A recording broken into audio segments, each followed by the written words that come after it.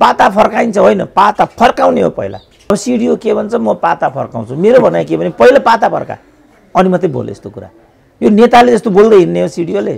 सिडिओले law and order जाने नागरिकको जीवनमाथि प्रश्न उठ्छ त्यहाँ त अगाडि आउने हो उसले त। एकचोटि मलाई राष्ट्रपति बना चुन्ने खड्गो ओलीलाई अनि मरे भन्ने तिमीले बाटो नै मर्ने रोजेका छौ त भाइ। किनभने यो समय उपभोक्ता के न्यु पाऊ कनिका बुकाउँ भएर यिनीहरूले मारिदिन्छन्।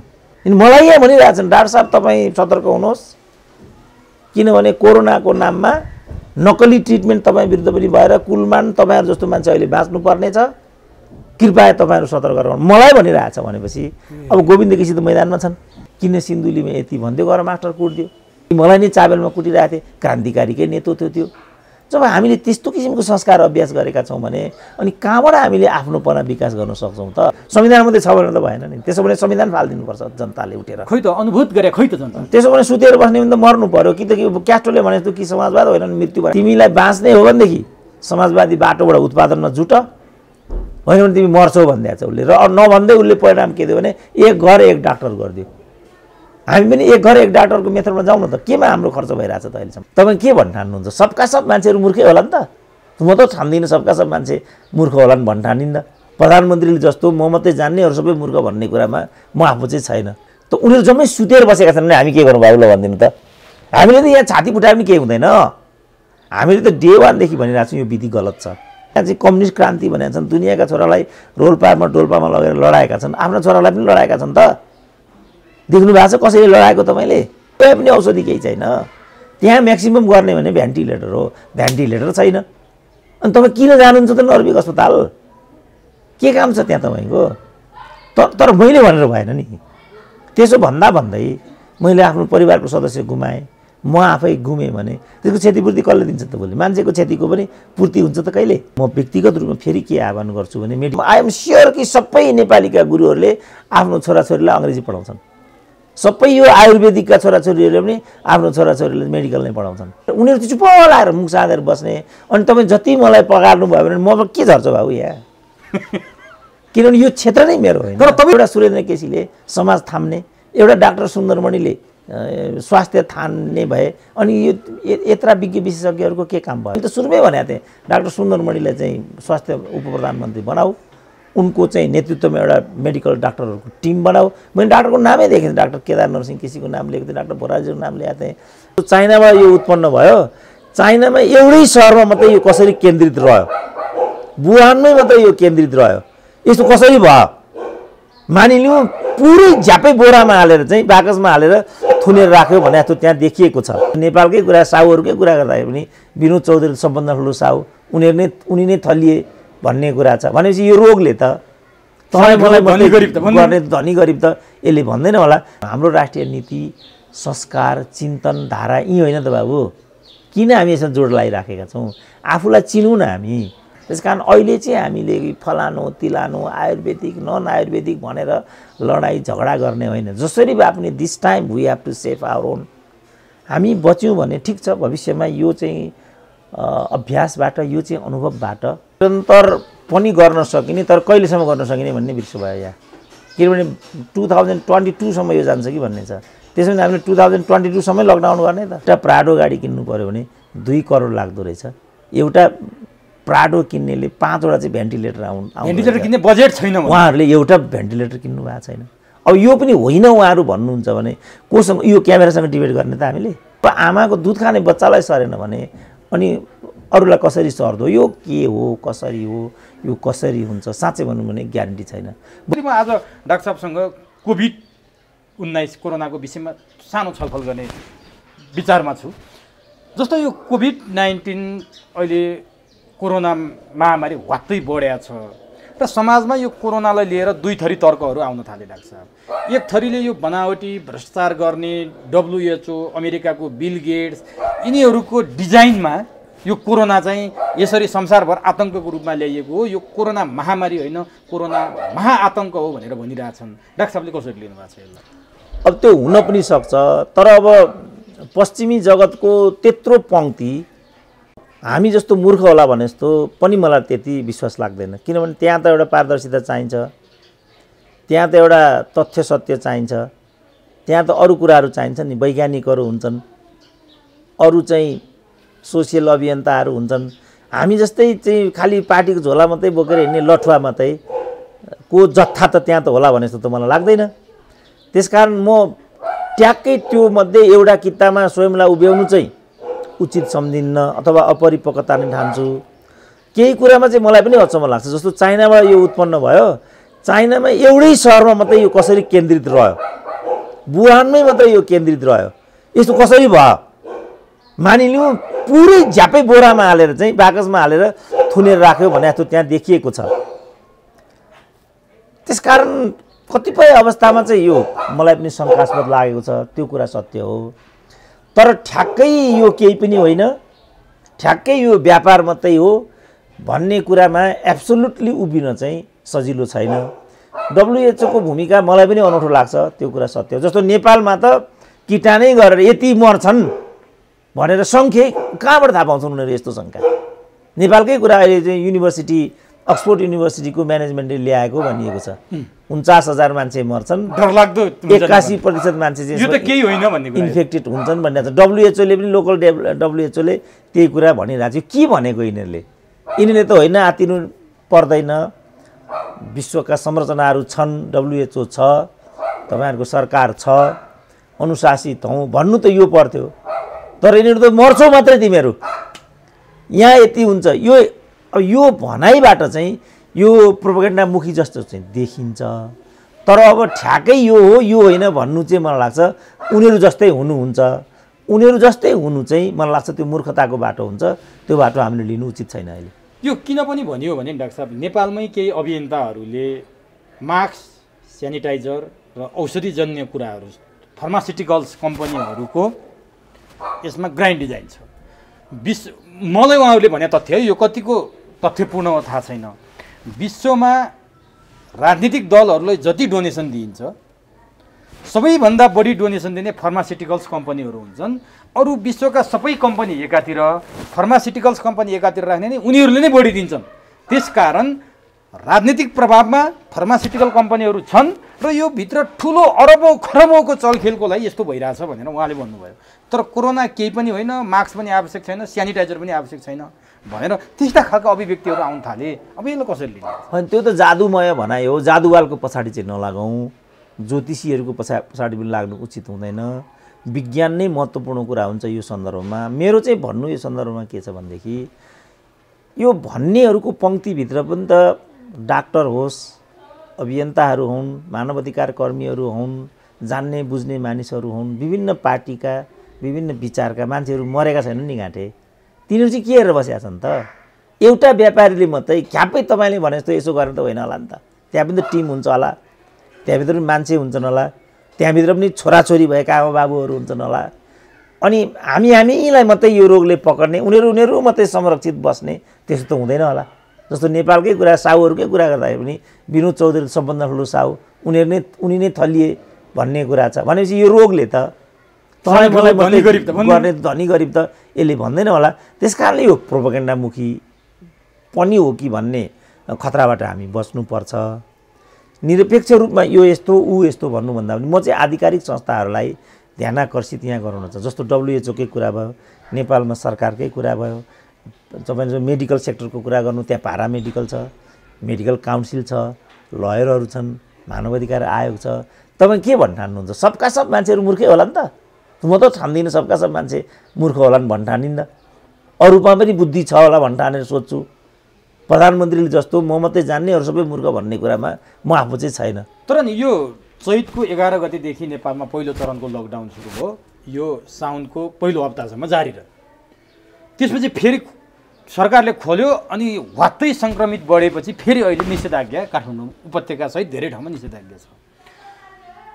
अब सरकारले कोरोनाको विरुद्ध लड्न प्रतिरोधात्मक क्षमता चाहिँ जनतालाई चाहिने त्यो विकास गराउन अथवा कोरोना सम्बन्धी कुनै इनोभेसन गर्न अथवा त्यो विषयमा केही कुरा गरेर कोरोना विरुद्ध लड्ने त्यो कुनै मेकानिजम, कुनै योजना बना जस्तो लाग्छ डाक्टर साहबलाई? होइन, तपाईँले अघि सोधेको नै विरोधाभास हुन पुग्छ नि त। प्रधानमन्त्री हामी सबै सफल छौँ नभएको भन्ने पार्टी बाहिरका पनि होइनन्, मेरै पार्टीभित्रका मलाई नरुचाउने मान्छेहरू मात्रै हुन्।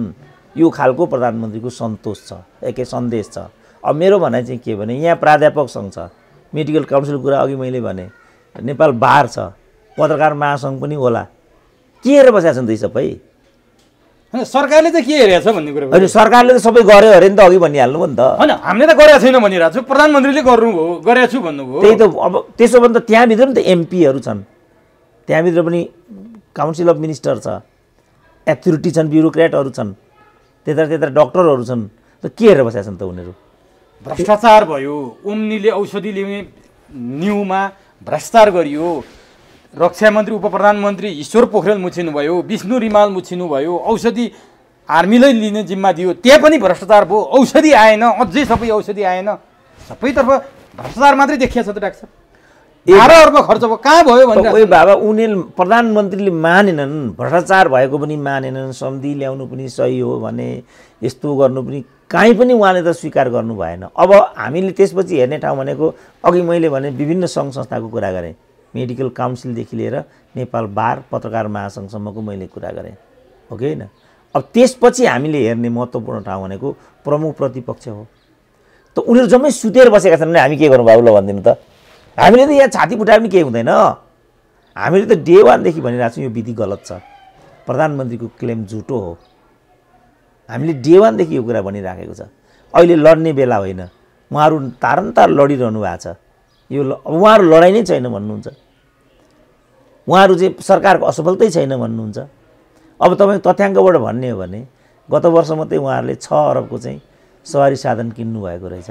एउटा प्राडो गाडी किन्नु पर्यो भने 2 करोड लाग्दो रहेछ। एउटा प्राडो किन्नेले 5 वटा चाहिँ भेन्टिलेटर भेन्टिलेटर किन्ने बजेट छैन, उहाँहरूले एउटा भेन्टिलेटर किन्नु भएको छैन। अब यो पनि होइन उहाँहरू भन्नुहुन्छ भने कोसँग यो क्यामेरासँग डिबेट गर्ने त हामीले? अब तल कार्यकर्तामा पठाउँ, तल जुटेहरू बसिराखेका छन्, यो चाहिँ पद नपाउनेको रोदन हो भनिदिन्छन्, अनि हामीले बोल्नुकै केही अर्थ बन्दैन। त्यसकारण के भने हामीले आह्वान, म व्यक्तिगत रूपमा फेरि के आह्वान गर्छु भने मेडिकल काउन्सिल छ, बार एसोसिएसन छ, पत्रकार महासङ्घ छ, नेपाल प्राध्यापक सङ्घ छ, नेपाल टिचर सङ्गठन छ, के हेरेर बसेका छन् त तिनीहरू? ल ठिक छ, यो त सरकारलाई सही मार्गमा ल्याउन, सरकारले कोरोना विरुद्ध लड्न कुनै मेकानिजम बनाएन, यिनीहरू पनि नतमस्तक भएर किङ कर्तव्य विमुड भएर हेरेको हेरै भयो भन्ने हाम्रो तर्क हो। अब कुरो कहाँनिर रह्यो भने एक थरी विज्ञहरू के भन्नुहुन्छ भने, जस्तै तान्जानियाको कुरा गर्नुहुन्छ, जापानको कुरा गर्नुहुन्छ, अफ्रिकाका विभिन्न देशको कुरा गर्नुहुन्छ, त्यहाँ लकडाउन छैन, त्यहाँ मास्क लगाउनु पनि छैन, त्यहाँ जनताहरूलाई यस्तो लकडाउनमा राखेर कुनै किसिमको अप्ठ्यारो पारिया छैन। तर नेपालमा नियोजित रूपमा WHO को ग्राइन्ड डिजाइनमा, त्यो पनि पश्चिमा शक्तिहरूको ग्राइन्ड डिजाइनमा सबै सरकारले यो खेल खेलिरहेछ भनेर एक थरीले आरोप लाउन थालिसके, सडकमा आन्दोलन गर्ने चेतावनी दिन थालिसके, विदेशमा त आन्दोलन पनि सुरु भइसक्यो, लकडाउनको कोरोना नियोजित हो भनेर त्यो हामीले भिडियो देखिसक्यौँ। अब के हुन्छ डाक्टर साहब नेपाल? होइन, अब त्यही त यसमा मैले बोल्ने होइन कि आधिकारिक व्यक्ति नै बोल्नु पऱ्यो। यता डाक्टरहरू छन् त, जस्तो तपाईँले भनेको कुरा मैले पनि सुनेको छु, मास्कको अर्थ छ, मास्कको अर्थ छैन। मास्क एकमात्र उपाय भन्ने एउटा स्कुल अफ थट आइरहेछ। मास्कले त यो यसको जुन जस्तो किसिमको कन्स्ट्रक्सन छ, यसको यो कन्स्ट्रक्सन साइन्टिफिकल्ली भनेर यसले कुनै किसिमको प्रतिरोधै गर्दैन भन्ने आवाज पनि मैले सुने। कोही के भन्छन्, कोही के भन्छन्। त मैले भनेर त हुँदैन त बाबा। मैले भने मेडिकल काउन्सिल के हेरेर बसेको छ? काङ्ग्रेस कम्युनिस्टको नाममा त्यहाँ उनीहरू चाहिँ डिभाइडेड छन्। ल ठिक छ, सरकारका दलाल डाक्टरहरूले त ल मुख बाँधे, मैले माने, किनभने जुन अहिले चाहिँ यिनीहरूले पार्टीको प्रवक्ता, यो मन्त्रालय स्वास्थ्य मन्त्रालय प्रवक्ता डाक्टरै राखिरहेछन्, उनको बोली हामी सुनिरहेछौँ, गोकुल मास्कोटा भन्दा नि गए गुज्रेको नि बोल्छन्, केही पनि गर्न सक्दैनौँ हामी। एउटा पिट गर्दाखेरि चाहिँ टेस्ट गर्दाखेरि चाहिँ लाख रुपियाँ खर्च हुन्छ, कहाँबाट ल्याएर गर्ने धम्क्याइराखेका छन्। अब उनी आफै चाहिँ एउटा प्राइभेट एउटा अस्पतालका चाहिँ सञ्चालक रहेछन्। त साहुहरूको यसमा मिलीभगत छ भन्ने कुरा मिल्दै आएको यसमा देखिन्छ। त्यसो भने प्रमुख प्रतिपक्षसँग जोडिएका डाक्टरहरू के हेरेर बसेका छन्? भन्नु पऱ्यो नि, मेडिकल काउन्सिलले भन्नु पऱ्यो हामी मास्क लाउँ कि नलाउँ, हामी बाहिर आउँ कि नआउँ। मैले भनेर हुन्छ र? तर एउटा कुरा के उठ्न थाल्यो भने डाक्टर साहब, मैले विभिन्न चिकित्सकहरूसँग पनि कुरा गरेँ, यो एलोपेथिक भनेको आधुनिक उपचार पद्धतिले हाम्रो परम्परागत उपचार पद्धतिलाई यस्तो अप्ठ्यारो बनायो कि, उदाहरणकै लागि भन्ने हो भने किर्तिपुरको राष्ट्रिय आयुर्वेद अनुसन्धान केन्द्र भन्ने जहाँ छ, त्यहाँबाट 207 जना बिरामी एक हप्तामा निको भएर फर्किए कोरोनाबाट। तीमध्ये एकजना 18 महिना शिशुको आमा, अर्को 76 वर्षको नागरिक कोरोना जितेर निस्के हप्ता दिनमै यो कुरा सञ्चार माध्यममा पनि आएन, सरकारले पनि यसको ओनरसिप लिँदैन। जहाँबाट प्रवक्ताको हामीले कुरा गर्यो त्यो ठाउँबाट बोलिनुपर्ने, सरकारको निकायले बोल्नुपर्ने कुरा, त्यहाँबाट उपचार भएको छ, सन्चो भएको छ, मान्छे गएको छ, केही अनलाइनहरूले केही सञ्चार माध्यमले मात्रै न्युज कभरेज गरे। सरकार किन बोल्दैन, आफ्नो पुरानो उपचार पद्धतिलाई किन अँगाल्दैन भन्ने विरोध भइरहेछ कि यो त हाम्रो आफ्नो पद्धति हो नि डाक्टर साहब। होइन, पुरानो पद्धतिको ओकालत त बेसार काण्ड बदनामै छ त, प्रधानमन्त्रीले हाउसमै भने त, अनि के हो त्यहाँ पनि पार्टीका मान्छेहरू छन् कि क्या हो? त्यति भनेर पुग्छ र डाक्टर साहब? होइन, त्यति भनेर पुग्दैन। यो भन्दा पनि भएन, ऊ भन्दा पनि भएन भनेपछि त हामी कहाँ जाँदैछौँ भन्ने कुरो अन्यल भएन। किनभने त्यसको आफ्नै पनि प्रवक्ता हुनुपर्छ, त्यसको आफ्नै पनि मेकानिजम हुनुपर्छ। त्यो मेकानिजमलाई प्रयोग गरेर विषयलाई बाहिर ल्याउनुपर्छ। पहिलो कुरा यो हो। दोस्रो कुरा त राम्रो पर्फर्मेन्स त रोक्दा रोक्दै पनि जनसमक्ष त पुग्छ नि त। यदि उनीहरूले भने जस्तो कुरा हो भने त त्यसको प्रभाव त रातोरात पर्छ नि त। त्यसमा उनीहरू आत्तिनु पर्दैन, त्यसमा उनीहरूले गुनासो गरिरहनु आवश्यक छैन। किनभने यहाँ जीवन मरणको प्रश्न छ, मान्छे बाँच्ने कि मर्ने भन्ने कुरा छ। तपाईँ यहाँ भर्ना नदिँदा यो अस्पताल ऊ अस्पताल भन्दै मान्छे मरिरहेछ। ख्यालठट्टा गर्ने विषय छैन नि त यो ट्रायल केस हुन सक्दैन नि त। यो तपाईँ नै भन्नुहोस्, तपाईँ आफ्नो छोराछोरीलाई भन्नुहोस्, तपाईँ आफै नै भन्नुहोस् कुन चाहिँ उपचार पद्धतिमा विश्वास गर्नुहुन्छ, कहाँ जान तपाईँ उत्सुक हुनुहुन्छ त? तपाईँ विदेशमै गएर भए पनि ज्यान त बचाइराख्नु पऱ्यो नि। ज्यान बचे त लाख हुन्छ नि त। त्यसकारण अहिले नै यो गर ऊ गर भनेर चाहिँ कसैलाई भन्नु उचित छैन। ठिक छ, त्यहाँबाट पनि केही सकारात्मक त्यसको नतिजा आयो होला, त्यसलाई निषेध पनि गर्ने कुरा छैन। तर त्यहाँ मात्रै जा, त्यहाँ नजा, आफ्नै पद्धतिमा फर्की बेसार मात्रै खाएर सुत भन्ने समय मलाई हो जस्तो लाग्दैन। सबै अप्सनहरू क्लियर राख्नुपर्छ हामीले। 1 2 आधिकारिक संरचना संस्था र विज्ञ विशेषज्ञहरूले नै हो यसमा भूमिका खेल्ने। मैले जति चर्को स्वरले कराए पनि त्यो चाहिँ महत्त्वको विषय हुँदैन। आधिकारिक व्यक्ति नै, मेडिकल सेक्टरका साथीहरूले नै यसमा हामी छौँ ढाडस पनि दिनु पर्यो नि। हामी छौँ, तपाईँहरू आत्तिनु पर्दैन। मेडिकल साइन्सले गर्न सक्ने जतिका सर्वोत्तम कुराहरू यहाँ हुन्। जस्तो कोरोनाको सोसियल मिडियाको कुरा गर्नुहुन्छ भने त सरकार कहाँ छ भने ट्रिटमेन्ट दिन पनि सक्दैन, यसको उपचार पनि छैन, अस्पताल जानुकै औचित्य केही छैन, आइसोलेसन बस्ने हो, साधारण कुराहरू गर्ने हो, त्यहीँ गए पनि औषधि केही छैन। त्यहाँ म्याक्सिमम गर्ने भने भेन्टिलेटर हो, भेन्टिलेटर छैन। अनि तपाईँ किन जानुहुन्छ त नर्भिक अस्पताल? के काम छ त्यहाँ तपाईँको? तर मैले भनेर भएन नि। त्यसो भन्दै मैले आफ्नो परिवारको सदस्य गुमाएँ, म आफै गुमेँ भने त्यसको क्षतिपूर्ति कसले दिन्छ त? भोलि मान्छेको क्षतिको पनि पूर्ति हुन्छ त कहिले? त्यसकारण सरकारले आदिका जस्तो जुन मन्त्रालयको प्रवक्ताले बोल्छन्, स्वास्थ्य मन्त्रीले जसरी बोल्छन्, प्रधानमन्त्रीले जसरी बोल्छन्, त्यसबाट त मान्छेले आश्वासन पाउँदैन नि त।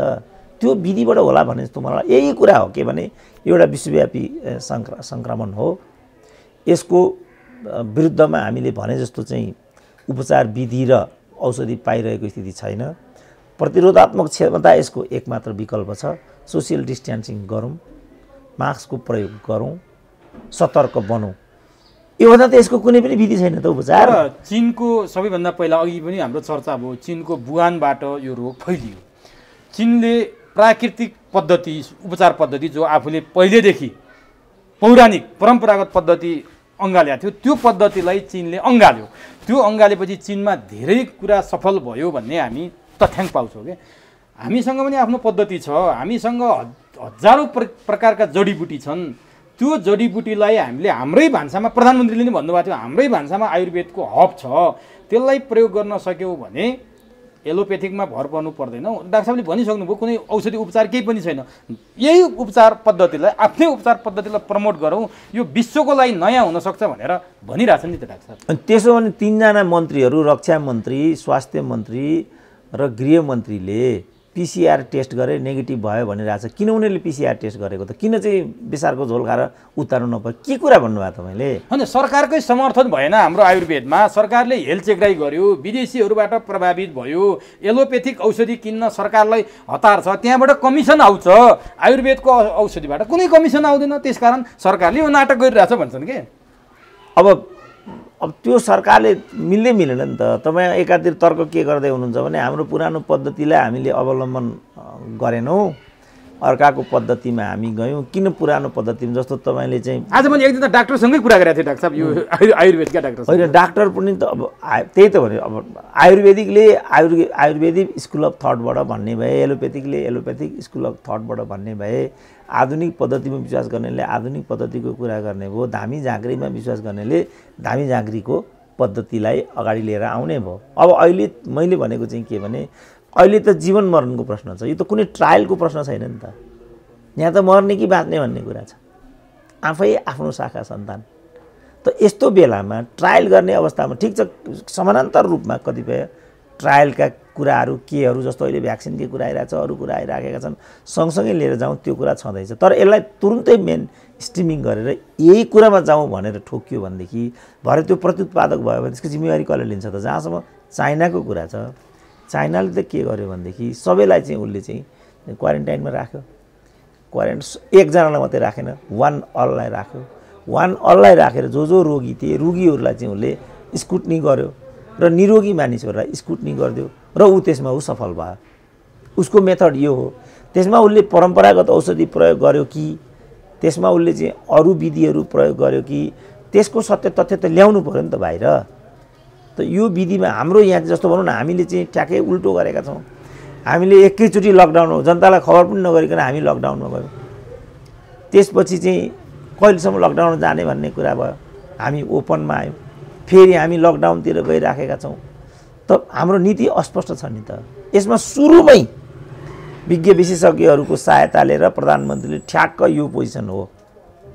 जस्तो चाइनिज राष्ट्रपति त ठाउँ ठाउँ रोगीहरू भए ठाउँमा पुगे, सम्पूर्ण कुरा गरे। अब हाम्रो त प्रधानमन्त्रीलाई नै सबैभन्दा बढी ट्रिटमेन्टमा चाहिँ केन्द्रित हुनुपर्ने स्थिति छ। तर डाक्टर साहबले भनेको कुरा सही हो। आयुर्वेदका विज्ञहरू के भन्नुहुन्छ भने हामीले 2-4 पटक नेपाल स्वास्थ्य अनुसन्धान परिषदलाई पनि प्रपोजल पठाइसक्यौँ, यसरी हुनसक्छ, यो हुनसक्छ, 207 जना एक हप्तामै निको भएर फर्किनु चान्चुन कुरा पनि होइन, त्यति चाँडो निको भइरहेछ, यसको साइड इफेक्ट पनि कम छ, यो गरौँ, यसो गरौँ, औषधि हामीसँग छ, हामीलाई चाहिँ अलिकति इन्करेज गर्ने काम सरकारले गरेर एकद्वार नीति मार्फत यो गर्न सके। हामीले फेरि एलोपेथिकलाई बहिष्कारै गर्नुपर्छ भने होइन, साझा डेस्क बनाएर काम गरौँ, जनताको स्वास्थ्य स्थिति माथि आउन सक्छ भन्दा सरकारले सुनेको नसुने गर्छ भनेर उहाँहरू गुनासो गर्नुहुन्छ क्या। माने उहाँहरूको त्यो गुनासो मात्रै पनि होला, उहाँहरूको चाहिँ जुन उपचार विधि छ त्यो विधिलाई प्रवर्धन गरौँ न भन्ने चाहना होला, स्वदेशीपन ल्याउँ भन्ने पवित्र मनसाय पनि होला। त्यसमा हाम्रो अन्यथा भन्ने कुरा केही पनि छैन। तर हाम्रो त हामीले यसमा गर्न सक्ने भनेको त फेरि अझै पनि सीमितै छ। हामी बढी गर्न सक्दैनौँ। हामीले यति भनिदिउँ, ठिक छ, यो उपचार विधिलाई पनि हामी इग्नोर नगरौँ, यो उपचार विधिलाई पनि प्रवर्धन गरौँ। तर हामी चुकेको कहाँ छ भने विगत समयदेखि नै आधुनिक उपचार पद्धतिले त पिड्दै ल्याएको छ नि त। अहिले हामी त्यो उपचार पद्धतिलाई निषेध गरेर यो उपचार पद्धतिलाई त बलियो बनाउन सक्ने अवस्थामा छैनौँ। जस्तो उदाहरणको लागि हामीले चाहिँ संस्कृत शिक्षालाई जोड दिए पनि, नेपाली शिक्षालाई जोड दिए पनि, मातृभाषालाई जोड दिए पनि सबैले त पाश्चात्य शिक्षा नै पढ्छन् त, सबैले अङ्ग्रेजी एजुकेसन नै पढ्छन् त। यहाँ नेपालीको गुरुले के आफ्नो छोरालाई नेपाली पढाउँछ भने? म इतिहासको प्रोफेसर छु, मेरो छोरो इतिहास पढ्छ। जुन मार्केटमा चाहिँ सेलेबल सब्जेक्ट छ, मेरो छोराले मैले नपढ भने उसले त्यही पढ्छ। त किन आज हामी मार्केटबाट वञ्चित हुने खालको ठाउँमा आइपुग्यौँ त? विषय त यो हो नि त। सबैको जोड इन्जिनियर गराउने छ, सबैको जोड चाहिँ मेडिकल गराउने छ, सबैका आमा बाबुहरू छोराछोरीलाई चाहिँ मेडिकल बनाउन चाहन्छन्। यो जुन आयुर्वेदिकको तपाईँ कुरा गर्नुभएको छ, यो आयुर्वेदिक गर्ने छोरो पनि मेडिकलै पढ्दो हो बाबु। सबैले यहाँ चाहिँ कम्युनिस्ट क्रान्ति भनेका छन्, दुनियाँका छोरालाई रोल्पामा डोल्पामा लगेर लडाएका छन्, आफ्नो छोरालाई पनि लडाएका छन् त। देख्नु भएको छ कसैले लडाएको तपाईँले?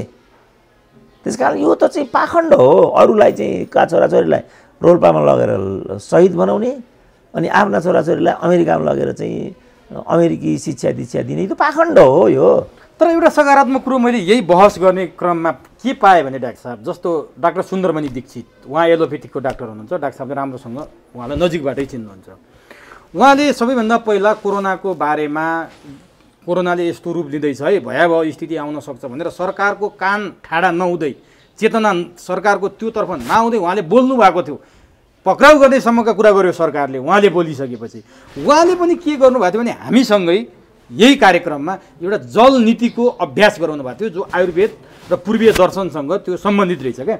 उहाँ एलोपेथिकको डाक्टर र उहाँले जल नीति गर्ने,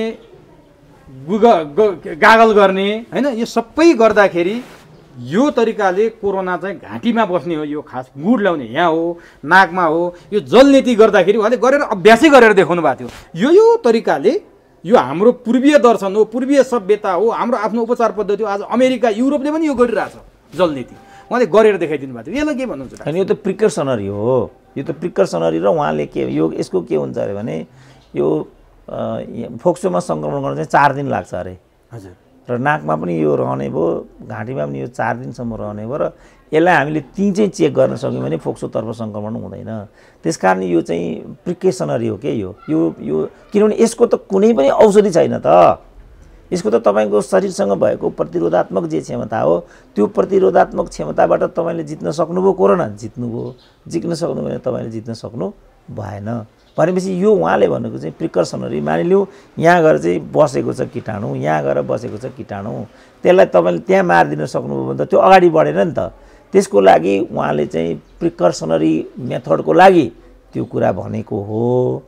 यो कुरा किन चाहिँ वैज्ञानिक छ भनेदेखि वस्तुत कोरोनाको ट्रिटमेन्ट, भ्याक्सिन, मेडिकल प्याकेज केही पनि छैन। यसलाई तपाईँले रोकथाम गर्न जति सक्षम हुनुभयो यसको उपचार भनेको त्यति नै हो। त्यसबाट तपाईँ चाहिँ डेन्जरमा भित्र प्रवेश गर्नुभयो भने अब तपाईँ बाँच्ने भनेको तपाईँसँग इम्युनिटी पावर कति छ। त्यसकारण यहाँ उमेरको कुरा गरिरहेछन्, जटिल रोग लागेका मानिसहरूको कुरा गरिरहेछन्, इत्यादि कुरा गरिरहेछन् नि। त योसँग चाहिँ त्यो कुरालाई जोडेर हामीले हेर्नुपर्छ कि तर यही विधिबाट चाहिँ कोरोना निको पार्ने यो औषधिको प्याकेज हो भन्ने कुरा उहाँले पनि भन्नुभएको छैन। उहाँले त्यो भन्नुभयो तर बच्ने उपाय चाहिँ बस त्यो प्रिकर्सनरी हो क्या। त्यो जननीति ठिक छ डाक्टर दीक्षितको। अनि ठिक गलत म अहिले भन्न सक्दिनँ किन म साइन्टिफिक होइन र म मेडिकल विद्यार्थी होइन। तर त्यो सेक्टरको भनाइ के छ भने मैले भनिहालेँ नि, यसको चाहिँ यहाँ जस्तो यो गागल गर्ने मुखबाट जान्छ र नाकबाट जान्छ भन्ने छ, अहिले कानबाट जान्छ कि भन्ने पनि छ। अब यो जान्छ त एकैचोटि यो जाँदैन र यो परजीवी छ। यो भित्र गएर चाहिँ एडजस्ट नभइकन यो चाहिँ डेभलप पनि हुन सक्दैन भन्ने छ। त्यसकारण यो चाहिँ अर्धमृत हो यो चिज भन्ने छ। यसको अस्तित्व आदि छ आदि छैन भन्ने छ। यो यहाँसम्म आउँदासम्म अस्तित्वहीन नै छ। यो जब यसले चाहिँ भित्रको जीवाणुसँग आफूलाई टच गर्छ त्यसपछि मात्रै यसले लाइफ लिन्छ भन्ने छ। त्यो लाइफ नलिँदै त्यो लाइफ लिनु उसलाई 4 दिन लाग्छ भन्ने छ। त त्यो 4 दिन तपाईँले यो चिज गरिदिनु हो भने 4 दिनको अवधिमा तपाईँले त्यो गरिदिनु हो भने यसलाई सङ्क्रमणबाट हुनबाट रोक्ने प्रिकर्सनरी उपायका रूपमा ती विधिहरू छन् भन्ने डाक्टर साहेबहरूका भनाइ छन्। अब म त के पनि म त मेडिकल स्टुडेन्ट होइन, डाक्टर साहब त हो मेडिकल स्टुडेन्ट होइन। म त ठोकेर यस्तो म त न म झाँक्री र ज्योतिष विद्यामा चाहिँ विश्वास गर्छु न म मेडिकल स्टुडेन्ट हो। म त केही पनि होइन, विश्लेषण त गर्नु खालि अनुभव सेयर गरिदिने हो र विश्लेषण सेयर गरिदिने हो। त्यसकारण मैले उहाँहरूको त्यो कुरालाई के मात्रै भन्न सक्छु भने प्रिकर्सनरी मेथडको रूपमा तपाईँ जलनीति पनि गर्न सक्नुहुन्छ, गार्गिल पनि गर्न सक्नुहुन्छ, तातो चिल्लो पिरो बेसार अदुवा लोसन सबै तपाईँ प्रयोग गर्न सक्नुहुन्छ। तर यो ग्यारेन्टी लाइसेन्स होइन कि तपाईँ यसपछि सेफ हुनुहुन्छ किनभने यसको कुनै ट्रिटमेन्ट छैन, विज्ञान नीति हो। तर कस्तो भने हाम्रो देशमा एलोपेथिक र आयुर्वेदिक सँगसँगै नजाँदाखेरि हामीसँग भएको पद्धति पनि बोक्न सकेनौँ, उतातिरको एलोपेथिक पनि हामी सबै अँगाल्न सकेनौँ भन्ने छ। तर ती कुनै पनि जडीबुटीलाई हामीले चाहिँ प्रयोग गर्न सकिरहेको अवस्था भएन, अध्ययन अनुसन्धानलाई जोड दिन सकिरहेको अवस्था भएन, खोज अनुसन्धानलाई प्रवर्धन गर्ने सरकारको नीति रहिरहेको अवस्था भएन। होइन भने त हाम्रो त वैद्यखाना थियो उति नै, कयौँ औषधिहरू त्यही वैद्यखानाबाट प्रवर्धित भएर चाहिँ आपूर्ति हुन्थे, हामीलाई कुनै न कुनै रूपमा त्यसले काम पनि गरिराखेको थियो। तर बिस्तारै के भने आधुनिक पद्धतिले चाहिँ जित्दै लिएर आयो। अब हामी सबैको जोड चाहिँ अघि पनि मैले भने संस्कृत पढ्ने बाजेको छोरो होस्, नेपाली पढ्ने गुरुको छोरो होस्, इतिहास पढ्ने म हुँ, हामीले छोराछोरीलाई के पढाइरहेका छौँ त? आज सबै आई एम स्योर कि सबै नेपालीका गुरुहरूले आफ्नो छोराछोरीलाई अङ्ग्रेजी पढाउँछन्, सबै यो आयुर्वेदिकका छोराछोरीहरूले पनि आफ्नो छोराछोरीलाई मेडिकल नै पढाउँछन्। अनि तपाईँ यहाँ अपेक्षा चाहिँ गर्नुहुन्छ लगानी गर्नुहुन्न भने कहाँबाट तपाईँले प्रतिफल पाउनुहुन्छ तर एलोपेथिककै डाक्टर रविन्द्र पाण्डे जो कोरोनाको बारेमा सुरुदेखि नै लेख्दै आउनु भएको छ निरन्तर, उहाँसँग मैले कुरा गरेको थिएँ। मैले त पटक पटक आयुर्वेदिकलाई अगाडि बढाउँ, नेपालको आफ्नो उपचार पद्धति प्राकृतिक उपचार पद्धतिलाई अगाडि बढाउँ भनेर सरकारलाई निरन्तर भनिरहेको छु, निरन्तर लेख्दै आएको छु, तर सुनवाई भएन भनेर एलोपेथिककै डाक्टरले गुनासो गर्दै हुनुहुन्थ्यो। कसरी सुन्छ त? उनीहरूको हातमा सम्पूर्ण कुरा छ। उनीहरूले चाहिँ यो राष्ट्रिय संवेदनशीलता बोक्दैनन्। राष्ट्रिय संवेदनशीलता नभएपछि राष्ट्रिय जवाबदेहिता हुँदैन। मुलुकलाई नै विकास गरौँ, मुलुकीलाई नै अभिवृद्धि गरौँ, आफ्नै सिप साधन र स्रोतलाई आफ्नै प्रतिभाहरूलाई अगाडि बढाउँ। हाम्रो राष्ट्रिय नीति होइन नि। हाम्रो राष्ट्रिय नीति भनेको जसरी पनि विदेश जाउँ, जसरी पनि अङ्ग्रेजी पढौँ, जसरी पनि कम्प्युटर सिकौँ अनि जीवन गुजारा गरौँ। हाम्रो राष्ट्रिय नीति संस्कार, चिन्तन, धारा यी होइन त बाबु। किन हामी यसमा जोड लगाइराखेका छौँ? आफूलाई चिनौँ न। हामी भनौँ न, हामी पहिरन पोसाककै कुरा गर्छौँ, हामी चाहिँ नेपाली पहिरनको कुरा गर्छौँ होला। कस्तो पहिरन लगाइरहेका हुन्छौँ हामीले? किनभने सारा विज्ञान छ, चस्मा नलाइकन हुँदैन, भ्याक्सिन नलाइकन हुँदैन, क्यामेरा नलाइकन हुँदैन। यी सबै हाम्रो उपज हो र। जस्तो 1814-16को नेपाल अङ्ग्रेज युद्ध हुँदाखेरि सम्पूर्ण हात हतियार गोली गट्ठाहरू हामीसँग आफै थिए। मागेर लडेको हो र हामीले। अमेरिकाबाट ल्याएर हामीले ब्रिटिससँग लड्या हो र। त्यति बेला हाम्रो क्षमता थियो। बिस्तारै हामीले त्यो सबै क्षमतालाई, तपाईँले भन्नुभएको उपचार पद्धति पनि थियो हामीसँग। त्यहाँ पनि त घाइते हुन्थे, त्यहाँ उपचार हुँदैन थियो र? हुन्थे। तर हामीसँग त्यही प्रविधि थियो, त्यसरी नै हामी लडेका थियौँ, त्यसरी नै हामी बनेका थियौँ र त्यही विधिबाट हामीले यो देश निर्माण गऱ्यौँ। तर बिस्तारै हामीले त्यो जग छोड्यौँ। हामीले हाम्रो उपचार पद्धति बिर्स्यौँ। हामीले हाम्रो मूल्य मान्यता संस्कार संस्कृतिलाई छोड्यौँ। त आजको ठाउँमा हामी आज पनि म देखिरहेको थिएँ, सिन्धुलीकी गढीको भन्यो कि कता भन्यो, त्यो एसई परीक्षामा चाहिँ किन भने जति नम्बर दिनुहोस् भनेर हेडमास्टर। अब यस्ता आवारा त विद्यार्थी छन् अहिले आएर हाम्रो। किनभने जसलाई जति चाहियो त्यति नम्बर दिने विधि हामीले नै अवलम्बन गऱ्यौँ भनेपछि उनीहरूले कम्पिटेटिभ स्टडी गरे होला। रामेछापमा चाहिँ यति दियो हेड सरले, किन सिन्धुलीमा यति भन्दै गएर मास्टर कुट्दियो। अब त्यो मास्टर कुट्ने नेताकै छोरो होला, हाकिमकै छोरो होला, किन अरूले त त्यो गर्ने सक्दैन। यी मलाई नै चाबेलमा कुटिरहेको थिए, क्रान्तिकारीकै नेतृत्व थियो। जब हामीले त्यस्तो किसिमको संस्कार अभ्यास गरेका छौँ भने अनि कहाँबाट हामीले आफ्नोपना विकास गर्न सक्छौँ त? अहिले मेरो चाहिँ भनाइ के छ भने त्यो आफ्नोपना विकास गर्ने यो हाई टाइम होइन। यो त आफ्नोपनालाई चाहिँ अनुभूत गर्ने मात्रै क्षण हो। अहिले भनेको त जसरी भए पनि मानिसलाई चाहिँ कोरोनाको कहरबाट बचाउने हो। त्यसको लागि किनभने मनोवैज्ञानिक कुरा सबभन्दा मेजर हुन्छ यसमा भनिरहेछ। मनोवैज्ञानिक रूपले नै उसलाई चाहिँ मैले त आयुर्वेदिक औषधि खाएँ, झाँक्री कहाँ गएँ, ज्योतिषी कहाँमा गएँ, अब मर्छु होला भन्ने भयो भने त ऊ साँच्चै नै मरिदिन्छ। त साँच्चै नै मरिदियो भने यो दोष त यिनीहरूलाई जान्छ। त्यस कारण अहिले चाहिँ हामीले फलानु तिलानु आयुर्वेदिक नन आयुर्वेदिक भनेर लडाइँ झगडा गर्ने होइन। जसरी भए पनि this time we have to save our own. हामी बच्यौँ भने ठिक छ, भविष्यमा यो चाहिँ अभ्यासबाट, यो चाहिँ अनुभवबाट हामी भोलिको लागि कसरी नीति निर्माण गर्न सक्छौँ कि, खोज अनुसन्धान गर्न सक्छौँ कि, आफ्ना कुराहरूलाई प्रवर्धन गर्न सक्छौँ कि, यो चाहिँ पाठ लिने समय हो। अब नि डाक्टर साहब, अब म अन्तिमतिर छु। अलिकति डाक्टर साहबले पनि धेरै समय नै किल गरियो। जस्तो लकडाउन यत्रो महिना भइसक्यो, चैत 11 देखि भएको लकडाउन, अहिलेसम्म कोरोनाले मरेको 200 बढी भइसक्यो कोरोना सङ्क्रमित भएर। तर अर्कोतिर यो लकडाउनका कारण, यो महामारीका कारण डिप्रेसन र सुसाइडले मर्नेको सङ्ख्या 2400 पुगेको प्रहरीको रिपोर्ट छ। भनेपछि यो लकडाउनले एकातिर मान्छेलाई मारिरहेछ, कोरोनाले कमै मारिरहेछ, लकडाउनले धेरै मान्छे मारिसक्यो, धेरै बेरोजगार भइसक्यो, धेरैले रोजगारी गुमाइसके, धेरै खान नपाएर बिजोग अवस्थामा छन्। अब सरकारले, तपाईँ एउटा विज्ञ बुद्धिजीवीको हिसाबले, त्यो कोरोनासँग विज्ञ भनेन कि एउटा बुद्धिजीवी समाज बुझेको हिसाबले अब के गर्नुपर्छ? सरकारले सल्लाह के दिनुहुन्छ सरकारले? लकडाउन निरन्तर गरिराख्ने कि अथवा अरू कुनै उपाय? अब यो निरन्तर पनि गर्न सकिने, तर कहिलेसम्म गर्न सकिने भन्ने बिर्सो भयो यहाँ। किनभने 2022सम्म यो जान्छ कि भन्ने छ। त्यसो भने हामीले 2022सम्म लकडाउन गर्ने त। त्यस कारण अहिले के छ त, जस्तो इटाली आक्रान्तमा थियो, ब्राजिल आक्रान्तमा छ, अमेरिका आक्रान्तमा हो, भारत पनि आक्रान्तमा नै हो। उनीहरू कुन विधिबाट अगाडि जान्छ यसमा तपाईँ हाम्रो यसमा गुन्जाइस छैन क्या। यहाँ विज्ञहरूकै यसमा गुन्जाइस छ।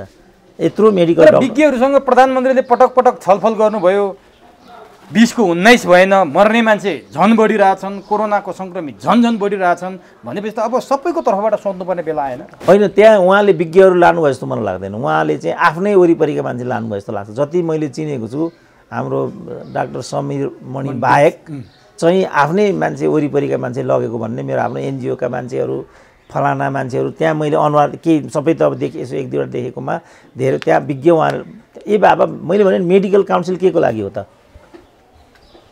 डाक्टर भगवान कोइराला हुनुहुन्छ त्यहाँ, के हेरेर बसिरहनु भएको छ त? उहाँ अरू राम्रो राम्रो डाक्टरहरू छन्, पार्टीका डाक्टरहरू छन्, के उनीहरू चाहिँ चुप लाएर मुख साँधेर बस्ने। अनि तपाईँ जति मलाई पगार्नु भयो भने म के झर्छ बाबु यहाँ? किनभने यो क्षेत्र नै मेरो होइन। तर तपाईँ बोल्दैपछि त त्यो पुग्ला नि भन्ने मेरो त त्यसो भने त्यसैले म उहाँलाई के भन्छु भने यसमा विज्ञ विशेषज्ञहरू अगाडि आउनुपर्छ, मेडिकल काउन्सिल अगाडि आउनुपर्छ, प्राध्यापकसँग अगाडि, किनभने उनीहरू they are sensitive people, also responsible people. उनीहरूले आफ्नो जवाबदेहिताबाट आफूलाई विमुख गराउन पाउँदैनन्, किन भोलि इतिहाससम्म त्यो चिज रहिरहन्छ। राम्रो राम्रो डाक्टरहरू छन् हाम्रा त्यहाँ। अहिलेसम्म त खालि डाक्टर सुन्दरमणि मात्रै बोलेको सुनिएको छ। एउटा डाक्टरले नेपाल थाम्ने, एउटा सुरेन्द्र केसीले समाज थाम्ने, एउटा डाक्टर सुन्दरमणिले स्वास्थ्य थान्ने भए अनि यो यत्रा विज्ञ विशेषज्ञहरूको के काम भयो त? हाम्रो मात्रै बुद्धि यसमा पर्याप्त हुँदैन। हामी जम्मै यसमा लाग्नुपर्छ नि त। यो त साझा दुश्मन हो, वैश्विक रोग हो यो। हामी जम्मै लाग्नुपर्छ र यसमा चाहिँ के भने मुख्यतः मेडिकल सेक्टरका साथीहरू, जनस्वास्थ्य सरोकारमा चाहिँ अब डाक्टरले सरकारको नीति के छ त्यो हाम्रो डाक्टर शेरबहादुर गुरुङ भन्ने एकजना शेरबहादुर पुन राम्रो डाक्टर कुटेर उहाँ पुर्याइहाले। त्यो बोल्ने राम्रो प्रवक्ता जुन अर्को राखी कति राम्रो बोल्थे, लखेटेर काम। अब यस्तो गर्छन् अनि मैले मबाट के हुनसक्छ यहाँबाट? त्यस कारण त्यस्ता प्रतिभाहरूलाई बाहिर ल्याएर तिनीहरूका चाहिँ विज्ञहरूको एउटा चाहिँ दल, मैले त सुरुमै भनेको थिएँ डाक्टर सुन्दरमणिलाई चाहिँ स्वास्थ्य उपप्रधानमन्त्री बनाऊ, उनको चाहिँ नेतृत्वमा एउटा मेडिकल डाक्टरहरूको टिम बनाऊ।